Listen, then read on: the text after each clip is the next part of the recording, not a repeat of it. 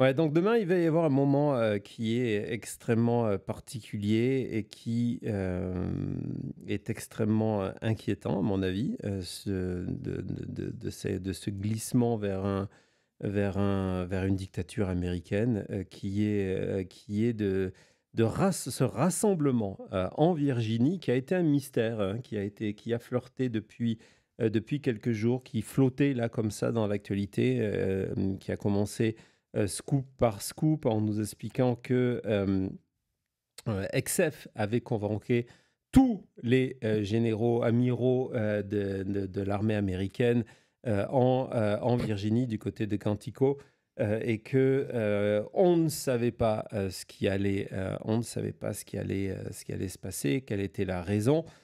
C'est vraiment quelque chose d'assez rare, d'assez exceptionnel.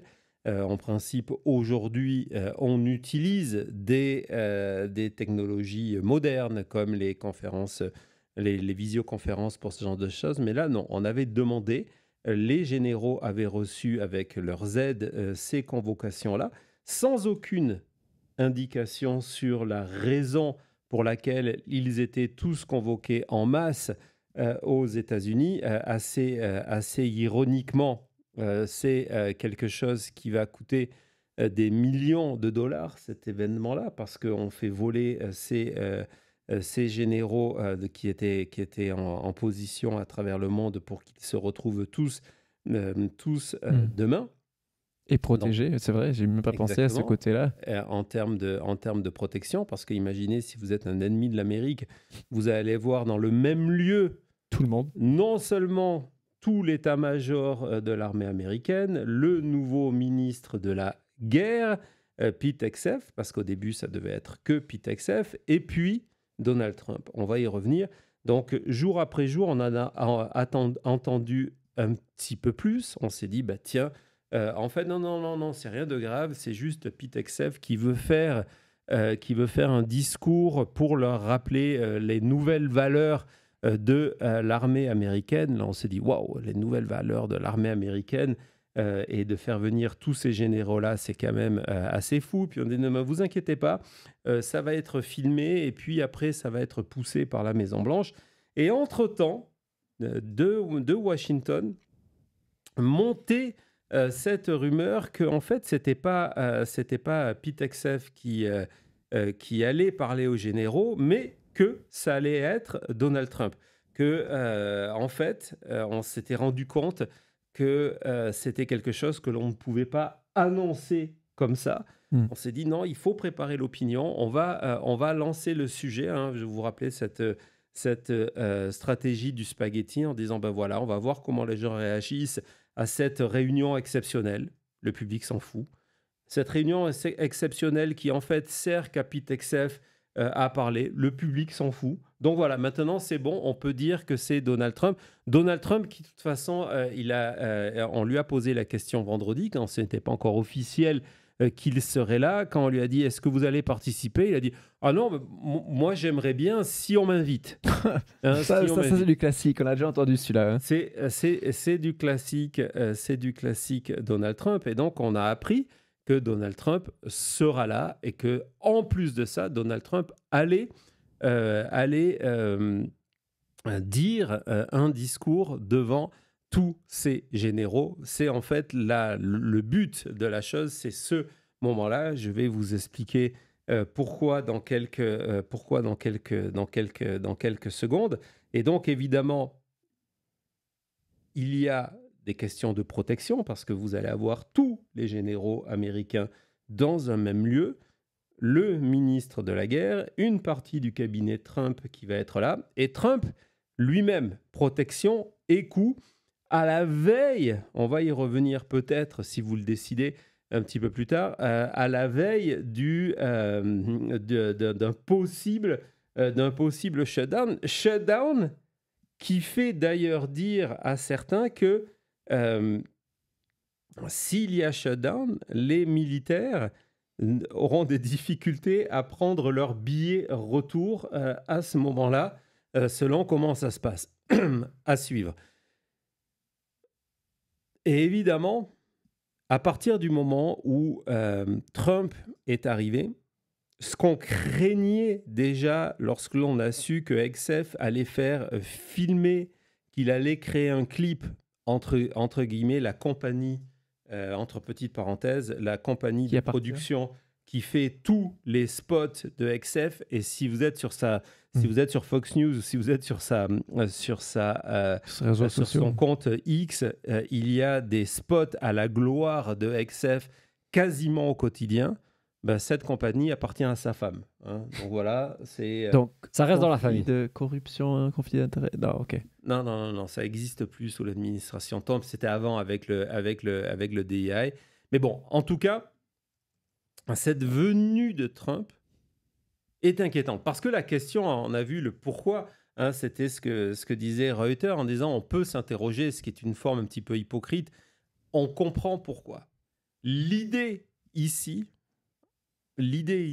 est de créer un événement où vous avez Donald Trump devant des généraux qui, je l'espère, vont faire preuve de retenue, comme leur fonction l'exige, mais les images vont servir à asseoir cette idée que ce n'est pas l'armée des États-Unis, mais l'armée de Donald Trump. C'est vraiment le but de ce qui se passe demain. Il faut que vous sachiez que cet événement sera broadcasté, donc sera diffusé dans toutes les bases militaires américaines à travers le monde et que les militaires seront encouragés à arrêter leur activité à ce moment-là pour écouter Donald Trump qui parle devant tous ces généraux. C'est quasiment un serment d'allégeance, comme le dit Elisabeth, mais c'est surtout du côté symbolique. Parce que Donald Trump va parler de quoi ? En fait, le plus important, on est passé avec XF qui parlait de son thème habituel, de dire non, mais c'est pour l'éthos, c'est pour la définition du guerrier, pour qu'on comprenne que vous n'êtes plus des soldats, mais des guerriers, hein, la base Warrior, Secretary of War, etc., etc.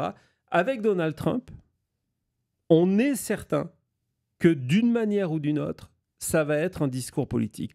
On se souvient, Thomas va nous montrer les images, par exemple, même si évidemment, l'ambiance demain sera complètement différente. On se souvient, en avril dernier, le discours de Donald Trump à Fort Bragg.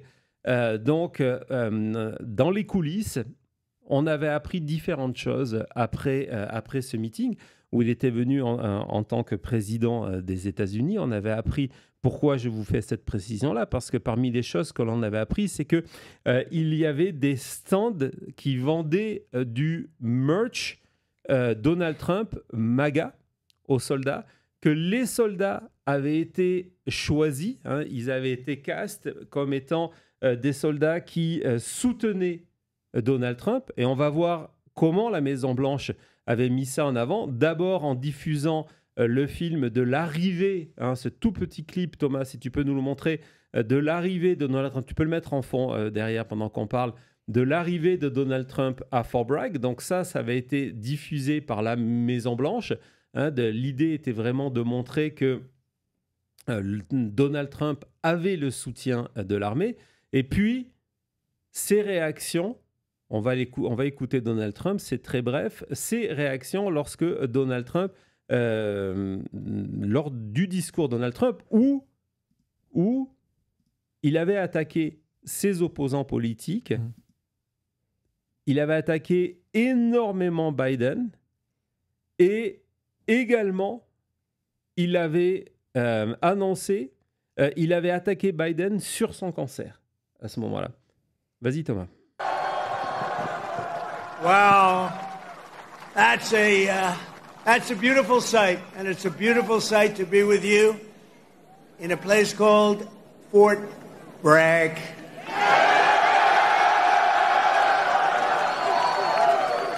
Can you believe they changed that name in the last administration for a little bit? But we'll forget all about that. We're going to forget all about it. I want Just say God bless the U.S. Army and God bless the USA. Great place, great group. Donc voilà, moment mis en scène extrêmement troublant où Trump utilisait l'armée pour son crédit politique.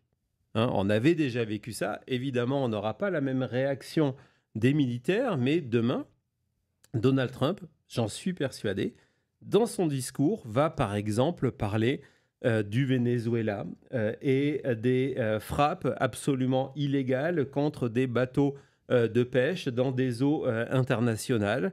Il va parler, j'en suis certain, et je pense que c'est même le but principal de ce discours-là, il va parler de l'utilisation de l'armée sur le territoire américain et le fait que les militaires seront là. Je suis persuadé que la manière dont ces moments vont être montés ensuite par la Maison-Blanche, c'est pour donner cette espèce d'approbation et de se dire que l'armée, désormais, ne prête plus serment à la Constitution des États-Unis, mais prête serment à Donald Trump. C'est quelque chose qui, cette reprise en main de l'armée, cette magasification de l'armée, avait été annoncée pendant la campagne. On va voir cette courte interview de Donald Trump pour Fox News. Vous allez remarquer d'ailleurs une des personnes qui est en train de l'interroger, où il avait expliqué qu'il allait virer les autres généraux parce que, vous comprenez, ils étaient woke. Vas-y Thomas. Are you going to fire those generals, the woke generals at the top? Because people have been talking Yes, I would get rid of them, yeah. But see, now I know them. I didn't know them before. I came in. What do I know? I was a New York real estate person, but no, I'd fire them. I would fire them. You can't have woke military. Voilà, donc on a remarqué que au premier rang, c'était le futur secrétaire de la guerre, Pete Hegseth, qui venait interroger Donald Trump. Et donc, il expliquait que donc il allait virer des généraux. Et d'ailleurs, c'est aujourd'hui, et vous pouvez l'utiliser pour 20 000 sujets, de tous ces excès de Donald Trump, lorsque, par exemple, il va poursuivre ses ennemis politiques ou des villes ou des journaux ou des universités. Tout cela avait été dit. Tout cela avait été dit par Trump et ils utilisent cette excuse. Non, mais de toute façon, c'est pas une surprise. On l'avait annoncé pendant la campagne. Le peuple américain a voté massivement pour nous. Ça nous donne un blanc-seing pour le faire. Peu importe la loi. Alors, il y a un aspect quand même, pour une petite parenthèse humoristique, il y a un aspect que Trump n'a pas encore mis en place. Je ne sais pas, Cody, je pense que tu t'en rappelles de ce moment-là, de cette vidéo. Tu étais avec nous lorsque il avait promis de mettre au-dessus des généraux un groupe de personnes pour... Ah oui. Vas-y. Où il avait expliqué que vu que les États-Unis ne gagnaient plus de guerre, il fallait mettre des gens qui savent gagner. Et qui sait gagner? Des coachs de foot américains. Et des pilotes de NASCAR. De NASCAR. On a ce moment-là. Bravo. It's great. How you do it is amazing. It's so amazing. We should send you into... I've always said, get some of these guys. I have a lot of friends in that world. I don't know. I think, is it Roger Penske, like a great guy, too? He won 20 Indianapolis 500s. This guy wins all the time. I mean, we appreciate talent. I said, let me use these guys to guide our military a little bit. When you can win so many races, that's okay, you know? You guide. Same thing with coaches. You take some of the greatest football coaches, you put them at a table. What do you like, coach? Because in its own way, it's not so much really different. Pourquoi dire mon général quand on peut dire mon coach? Ouais. Parce que in its own way, it's not so different. Parce que pour de vrai, en fait, c'est pas si différent. Non, mais au-delà de ça, c'est cette relation extrêmement particulière que Trump a par rapport à l'armée américaine. À la fois une fascination. Si cette fascination correspond à une fascination de cinéma. Hein, il veut des généraux qui ressemblent à des généraux. Il met en avant des valeurs hollywoodiennes de cinéma, hein, des militaires qui gagnent, central casting exactement, des militaires qui gagnent. Et il ne veut pas entendre parler de ceux qui sont capturés. Il ne veut pas entendre parler de ceux qui sont blessés. Il ne veut pas s'afficher avec des militaires blessés parce que justement, c'est pas beau à l'image. C'est pas beau à l'image. Et donc, l'idée de se dire, bah tiens, on va balancer au-dessus des généraux, des coachs et des pilotes NASCAR. Un NASCAR, c'est l'équivalent américain, un petit peu pour simplifier, de la Formule, Formule 1. C'est du pur Trump. Ou alors, lorsqu'il parle de l'armée, c'est pour se mettre en valeur. Je vais vous montrer ce qui est pour moi un des moments les plus trumpiens de Donald Trump, qui est prêt à dire tout et n'importe quoi pour flatter son ego publiquement, et on laisse passer.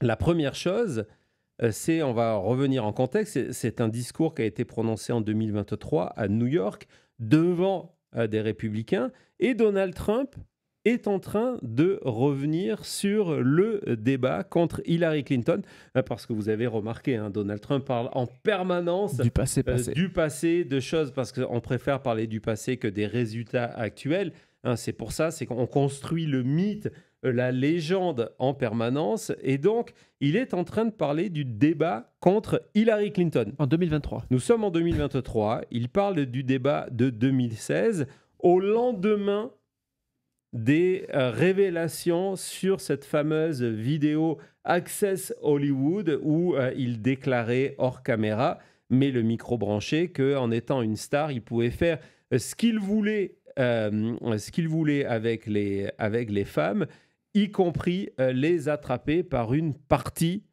de son corps. On se souvient tous, là, c'est bon, le contexte en là. Et donc, Donald Trump est en train de revenir en 2023 sur cet événement-là, sur les conditions, et là, il a l'anecdote magique dans sa poche.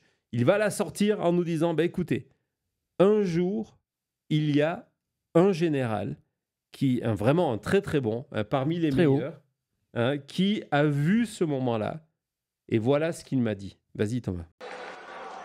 But I went onto that stage just a few days later, and a general who's a fantastic general actually said to me, "Sir, I've been on the battlefield. Men have gone down on my left and on my right. I stood on hills where soldiers were killed. But I believe the bravest thing I've ever seen was the night you went onto that stage with Hillary Clinton after what happened. And then that woman asked you the first question about it. And I said, locker room talk. It's locker room talk. What the hell? What are you talking? Locker room talk. That was not a great..." Ah non, vous avez bien entendu, il explique qu'un jour, il était avec un général, un très haut gradé, un des meilleurs. Un des meilleurs, toujours un des meilleurs. Un des tops, et qui lui dit « Sir ». Et vous savez, quand Donald Trump commence à raconter une anecdote par « Sir », c'est toujours ça. C'est complètement faux. En général, ça suit par « Sir » et le gars avait les larmes aux yeux. Là, il n'est pas allé jusque-là. C'est souvent ça que c'est un gars hyper macho qui avait les larmes aux yeux quand il parlait à Trump. Et donc, le général lui dit « Sir, j'ai été au combat. J'ai vu des gens mourir à ma droite, à ma gauche. J'ai combattu pour cette colline, pour tenir cette colline face à l'ennemi, Sir. Mais je n'ai jamais rien vu. J'ai vu des sacrifices. J'ai vu des gens aller mourir au combat. Mais je n'ai jamais vu rien d'aussi courageux que vous lorsque vous avez participé à ce débat. Et qu'on vous a posé la question et que votre réponse était de dire « Non, mais c'est une discussion de vestiaire ». Excellent, non ? C'est fou. Il y a combien de moments comme ça où on se dit « Mais voilà, ça aurait dû être la fin de Trump ». Donc oui, comme vous dites dans le chat, insane, il n'y a que Trump pour. Voilà, donc ça, c'était 2023. Je pense que peut-être si on avait mis plus en avant ces vidéos, peut-être ça aurait eu un autre effet sur le public parce que vous ne pouvez pas regarder ce genre de vidéo et vous dire, mais attendez, le gars là, il n'est pas normal, hein. On nous parle de personnes qui sont mortes au combat et lui nous parle d'un débat politique en disant qu'il est plus courageux que ces gens-là. Soldats qui sont morts au combat. Et en plus, j'adore quand il dit après que cette chose est arrivée. Cette chose qui est arrivée, c'est pas un drame, c'est pas une tragédie, c'est pas un accident de voiture ou quelque chose qui était en dehors de son contrôle ou vraiment quelque chose qui a frappé le peuple américain. C'est les commentaires qu'il a fait sur une émission de télé. C'est quelque chose, c'est sa faute. Non, c'est du grand n'importe quoi, mais au-delà du n'importe quoi, au-delà de ce qui nous fait sourire, il y a quelque chose de beaucoup plus troublant dans tout ça. C'est que, on le sait, grâce à The Atlantic, la fascination de Donald Trump pour les généraux, elle est liée à ce qui est pour lui la définition d'un général. Et Thomas va vous montrer cet article qui avait été publié le 23 octobre dernier. On avait fait une émission où on avait montré cet article, on avait parlé de ça. Exactement, où Trump disait que lui, ce qu'il avait besoin, c'était le genre de généraux que Hitler avait. Ouais. C'est quelque chose qui n'avait pas échappé d'ailleurs à Kamala Harris, qui avait prévenu les Américains de ce qui allait se passer. Vas-y, Thomas. Let's listen. So yesterday we learned that Donald Trump's former chief of staff, John Kelly, a retired four-star general, confirmed that while Donald Trump was president, he said he wanted generals like Adolf Hitler had. Donald Trump said that because he does not want a military that is loyal to the United States Constitution. He wants a military that is loyal to him. He wants a military who will be loyal to him personally, one that will obey his orders even when he tells them to break the law or abandon their oath to the Constitution of the United States. In just the past week, Donald Trump has repeatedly called his fellow Americans the enemy from within, and even said that he would use the United States military to go after American citizens. And let's be clear about who he considers to be the enemy from within.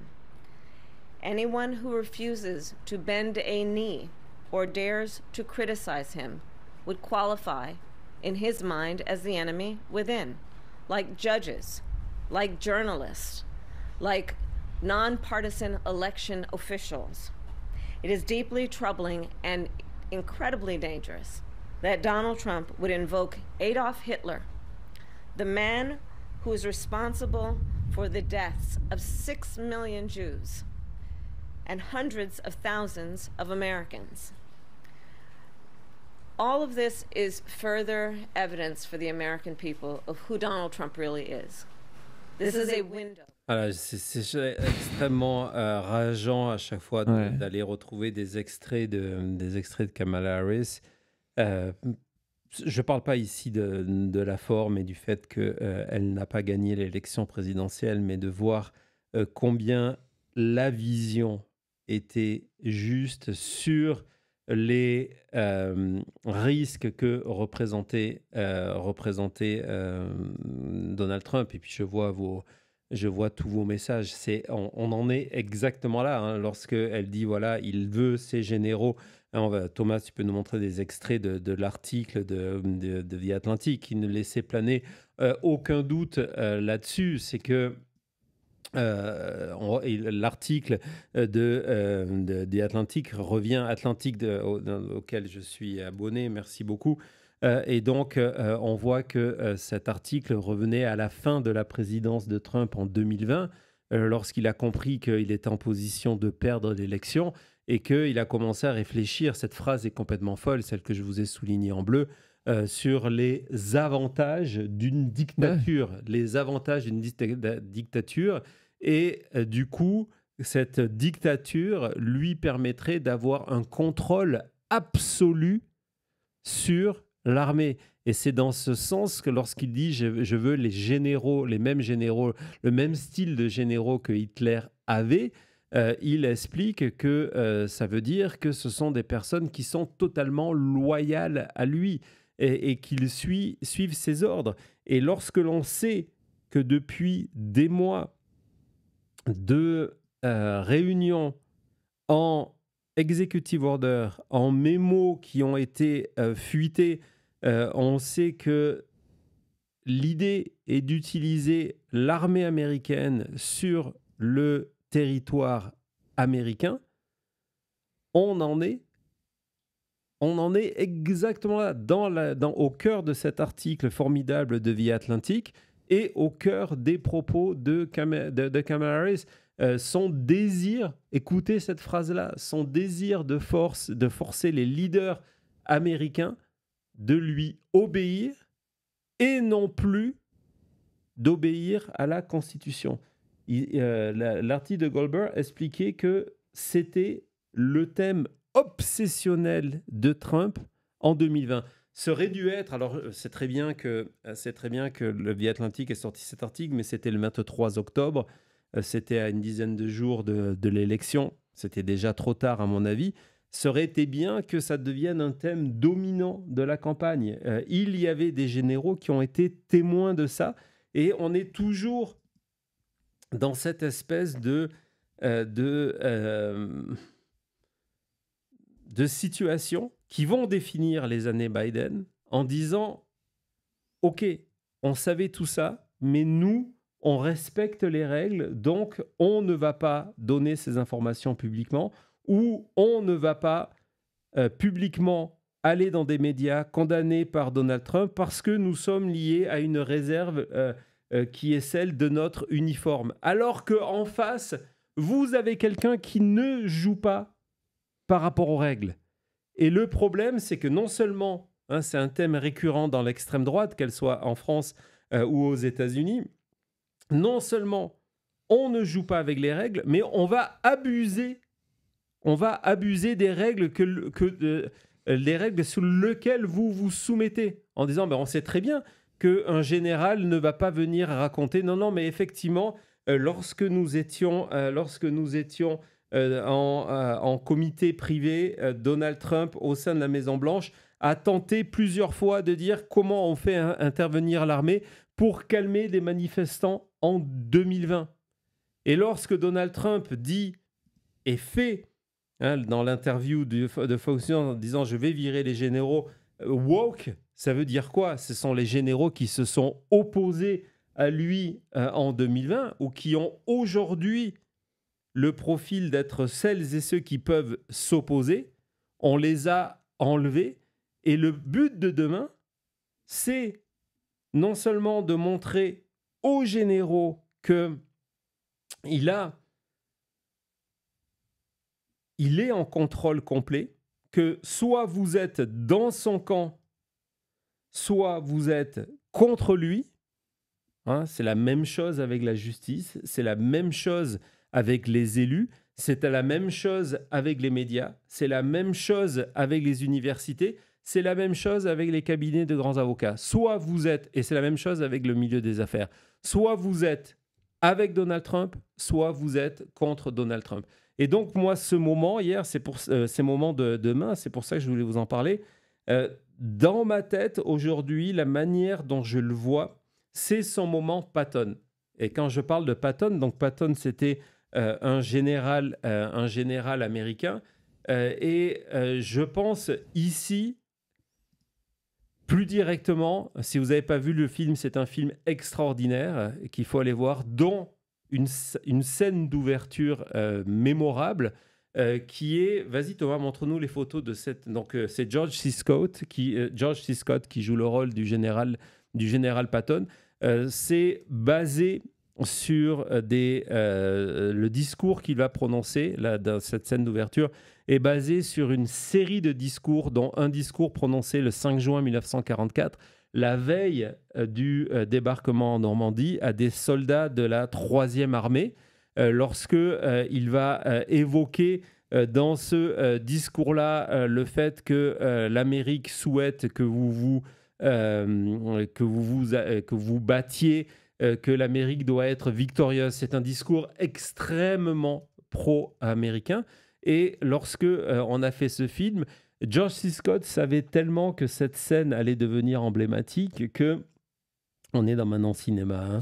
Il ne voulait pas la tourner. Il ne voulait pas la tourner parce qu'il a dit si on commence le film par cette scène-là, ça va étouffer Le reste. le reste et ma performance. Et le réalisateur lui a menti. Il a dit non, mais t'inquiète pas, la scène, on va la tourner et elle sera à la fin du film. Et évidemment, quand vous voyez cette scène d'ouverture, elle est tellement forte, elle n'a sa place qu'au début du film parce qu'elle donne un cadre, tout ça. Et cette scène est devenue emblématique pour une partie de la classe politique américaine, particulièrement au sein de l'extrême droite. Et je pense que demain, on va avoir même un décor qui rappelle ce Avec un moment-là. drapeau énorme. On va avoir Donald Trump devant, hein, si tu peux mettre la photo du milieu, qui pour moi est peut-être pour vous montrer La grandeur. la grandeur de tout ça. Alors pour la petite histoire, ça a été tourné dans un studio en Espagne. Voilà, hein, parce que je vois C'est passer- comme ces casquettes qui étaient fabriquées en Chine. hein. Non, mais c'est parce que je vois passer un message sur son De Marie-Laure Proof qui Social demandait. d'aujourd'hui où il annonçait C'est- qu'il allait mettre des tarifs de 100% sur les films qui Ouais. n'étaient pas tournés aux États-Unis. Chouette. Même Patton a été tourné du côté de Séville. Et donc voilà. Donc pour moi, demain, c'est ça. Au-delà de cette scène emblématique, allez voir le film et allez lire les extraits du discours de Patton à la 3e armée. C'est extrêmement intéressant.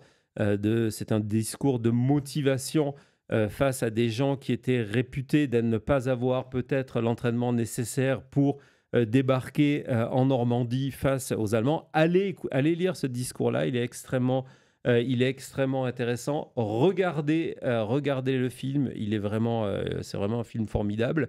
Mais au-delà de ça, demain, c'est ce moment. Alors peut-être dans les faits que les généraux qui seront là ne vont pas le vivre comme ça. Mais je peux vous garantir que demain, la machine, la chambre d'écho, Trump, que ça soit sur X, que ça soit sur Fox News, que ça soit à travers la Maison-Blanche, va nous vendre ce moment-là, le moment où l'armée américaine a décidé de suivre son commandant en chef, Donald Trump, et il y a toutes les raisons de s'inquiéter.